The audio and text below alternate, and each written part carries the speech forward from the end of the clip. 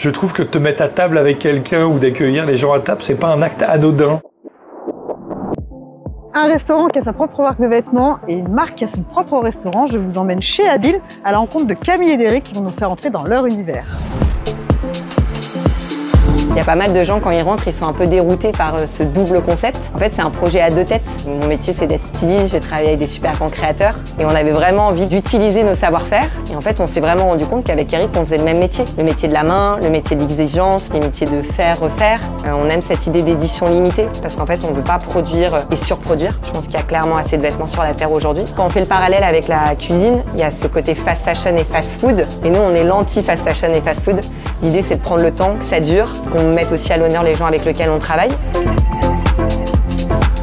T'es prête? Je suis équipée pour la cuisine, c'est parti. Je trouve que te mettre à table avec quelqu'un ou d'accueillir les gens à table, c'est pas un acte anodin. On s'est rencontré avec Camille, on s'est rendu compte qu'il y avait les mêmes problématiques de sourcing, de transformation, de coûts de matières premières, de durabilité, puis après tout le travail un peu manuel qui vient comme ça redonner du sens à cette technique et à ce truc. Donc très manufacturé ces deux industries de la mode et de la restauration. Tu peux pas manger ton pull encore, mais quoique, tu t'habilles et tu manges tous les jours. Et je trouve qu'en tant que consommateur, c'est assez compliqué, encore plus quand tu voyages, de savoir où tu vas arriver. Le fait de faire les choses toi-même, c'est pas garantir une qualité dans l'absolu, mais c'est garantir d'essayer au moins de faire autrement.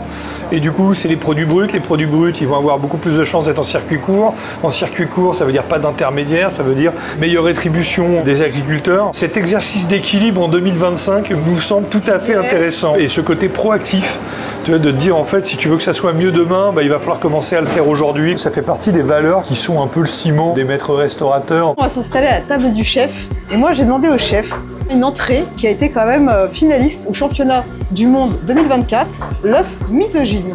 Misogyne, pourquoi? D'abord parce qu'on aimait bien la blague, qu'on a un copain qui fait du miso à Paris, et puis un céleri infusé au gin. Donc on a été chercher, comme on fait toujours, le curseur sur les producteurs et on attaque tout ça avec une blague. Là on a un petit mélange avec du gin et un vinaigre de calamansi, et de l'écorce de bergamote torréfiée, il n'y a plus qu'à manger.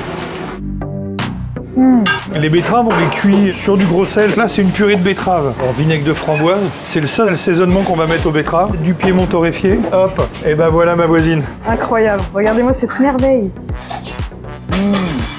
En l'espace de 2 coups de cuillère, il m'a fait aimer le céleri et la betterave, tu vas réconcilier avec. Collier d'agneau cuit 8 heures au four doucement. Purée de carottes, petits pois, quelques carottes fines parce que c'est le printemps. Fantastique.